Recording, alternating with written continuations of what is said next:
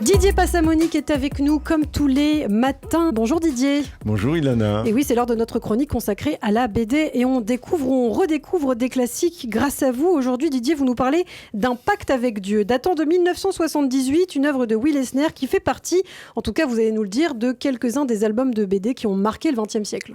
Mais oui, Ilana, parce que d'abord, Will Eisner, on en a déjà parlé ici, c'est pas n'importe qui, c'est un des pères fondateurs du comic book américain. C'est un véritable monument qui donne son nom au Eisner Award, la plus haute distinction dans la bande dessinée aux États-Unis.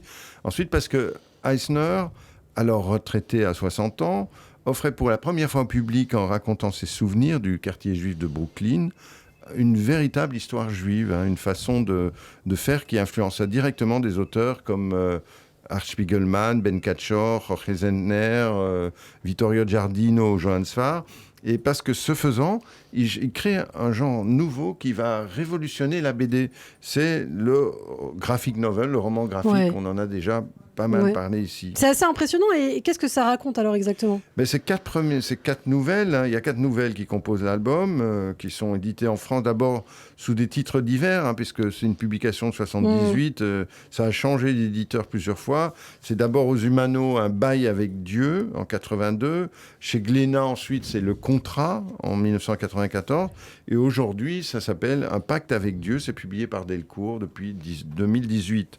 Ça raconte l'émouvante histoire de Frime Hirsch, qui est un juif pieux qui n'a pas d'enfant et qui reçoit un nourrisson sur le pas de sa porte et qu'il le recueille comme un don de Dieu. Et toute sa vie, il élève cet enfant avec amour et dévotion. Mais hélas, dans sa 14e année, la petite fille meurt. Et Frime Hirsch ne comprend pas. Il considère que Dieu a rompu le pacte avec lui et il devient dès lors le pire des hommes. C'est un peu le thème du diable et du bon Dieu de Jean-Paul Sartre. Absolument. Je ne suis pas sûr que ce soit l'inspiration directe, mais c'est ce thème-là, mais auquel Eisner apporte toute sa sensibilité, son talent de grand créateur de bande dessinée.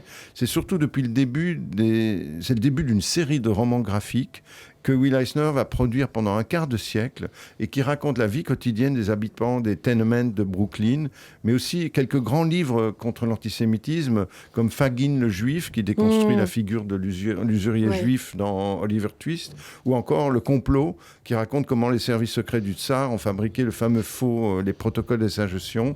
Vraiment, c'est une œuvre exemplaire. Et donc, s'il faut commencer par un livre, c'est par celui-là. Ça s'appelle donc Le bail avec Dieu, ou plus exactement Le pacte avec Dieu, et c'est chez Delcourt. Eh bien, merci beaucoup Didier Passamonique pour ces bons conseils estivaux. Et on vous retrouve demain matin sur Radio J. À demain.